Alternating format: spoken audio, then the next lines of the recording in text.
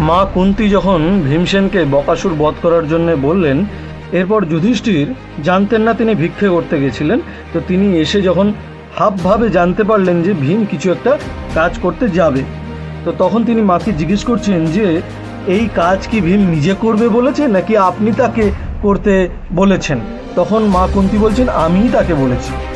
তো তখন যুধিষ্ঠির বলছেন আপনি কী জন্যে এই অন্য পুত্রকে বাঁচানোর জন্যে এবং নিজ পুত্র বিনাশস্বরূপ এই লোক ও বেদ বিরুদ্ধ কাজ করতে উদ্যত হয়েছেন। তারপর যুধিষ্ঠির বলছেন যে আপনার মনে হয় এই দুরবস্থায় পতিত হওয়াতে বুদ্ধিশুদ্ধি বিলুপ্ত হইয়াছে।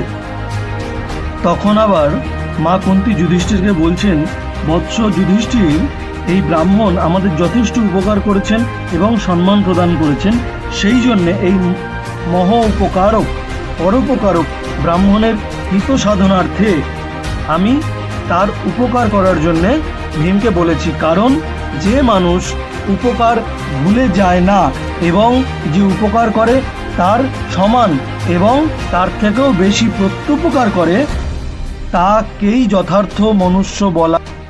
এরপর ভীমের জন্যে যুধিষ্ঠিরের আরেকটা যে চিন্তা ছিল যে ভীমের কিছু হলে হবেটা কি।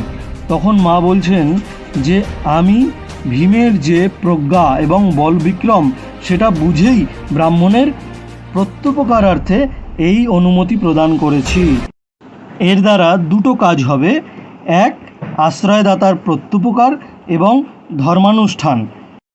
মা কুন্তি বলছেন, পূর্বে মহর্ষি কৃষ্ণদ্বৈপায়ন বেদব্যাস আমাকে কহিয়াছেন যে ক্ষত্রিয় ব্রাহ্মণের কার্যকালে তাহার সাহায্য করে সে চরমে শুভ ফল প্রাপ্ত হয়।